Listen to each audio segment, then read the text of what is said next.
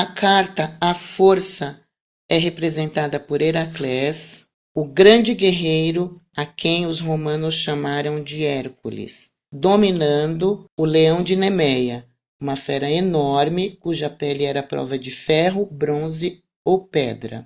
Heraclés conseguiu dominá-lo pelo pescoço, usando somente a força das mãos. Heraclés, com o leão de Nemeia, configura o problema de contermos a fera que mora dentro de nós. O leão é um animal especial e representa um aspecto diferente da psique humana, se comparado aos cavalos fogosos da carta do carro, Ares, o deus da guerra. E esse rei dos animais é a imagem do princípio infantil, egocêntrico e totalmente selvagem, presente desde o início da formação da nossa personalidade. Sempre que vestimos a pele do leão derrotado por nós, a opinião dos outros, as poderosas pessoas que nos intimidam jamais terão valor, pois estamos armados com a mais poderosa couraça, a nossa própria identidade. O aspecto evidente de uma pessoa mal conduzida é exatamente o impulso do eu primeiro, que irá destruir qualquer um ou qualquer coisa que se interponha em seu caminho, contando que a sua própria satisfação esteja garantida. A raiva é uma das manifestações desse impulso, mas não a raiva sadia, aquela raiva ira, incontida, furiosa e sanguinária que nos acomete sempre que não conseguimos o que queremos. Outro aspecto dessa fúria é o orgulho desmedido, não o amor próprio, a autoimportância inflada, que pode nos tornar selvagens e incansáveis diante daqueles que se atrevam a nos ofuscar.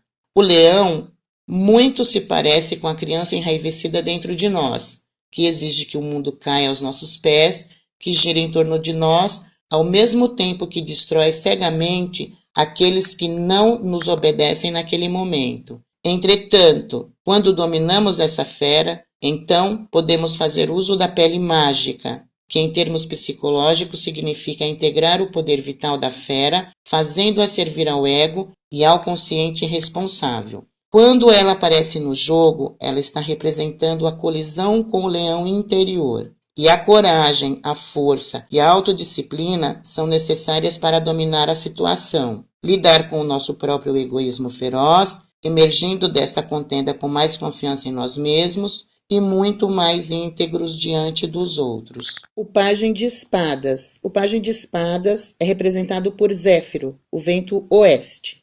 Neste momento, nos encontramos com o princípio primitivo e sem forma do elemento ar, os primeiros sinais da atividade mental e da formulação de ideias. Zéfiro era imaturo e indomável, e o seu maior divertimento era provocar tempestades e maremotos. Por ter a natureza má, era vingativo, porém, a sua violência se atenuou mais tarde, tornando-se um vento perfumado. Talvez por isso lhe foi oferecido como esposa a formosa e delicada Íris, a mensageira dos deuses e guardiã do arco-íris, a carta da temperança. Ele representa a primeira imagem dos sinais da vida independente da mente. Por ele ser jovem e de natureza elemental, ele é infantil e rabugento, e como toda criança, zombeteiro, rude, travesso e malicioso. Numa espécie de brincadeira, ele exercita os poderes da mente e do discurso antes de avaliar os sentimentos e antes que o código de ética interno interfira para moldar e direcionar a sua atividade mental. Ele se delicia ao provocar tempestades e maremotos, mas não porque ele seja mau. Ele só está interessado e muito curioso para ver o que acontece. A intriga é, na realidade, o tema central desse pajem, pois a fofoca é o nosso equivalente adulto desse espírito infantil. A intriga consegue ferir muito e chega até a destruir reputações e relacionamentos, dado a época, o grau de exagero e quem a escuta. E começa assim: você sabia? Tempos depois, a história já está distorcida, aumentada, alimentada pela inveja e pelo desprezo, tornando-se finalmente uma grande tempestade, que se transforma em algo muito diferente do que aquela brisa leve que ele soprou. A fofoca surge como uma espécie de curiosidade elementar sobre os outros, e ninguém está imune a ele, ao Zéfiro, muito menos aqueles que pensam que suas vidas não são alvos de comentário, pois a maldade dele, quando não encontra nada para falar, inventa, mas ele assinala o início do pensamento independente e verdadeiro, trazendo para a nossa vida ou para o nosso momento uma situação de pequenas disputas, que podem se transformar em ventos fortíssimos e tempestades muito desagradáveis. Quando ele entra no jogo, nos encontramos com a curiosidade infantil e a predisposição maliciosa para a fofoca e o mexerico. Podemos ser vítimas de intriga dos outros, ter propensão para nos envolvermos em pequenas disputas ou nos tornarmos irritadiços e distantes.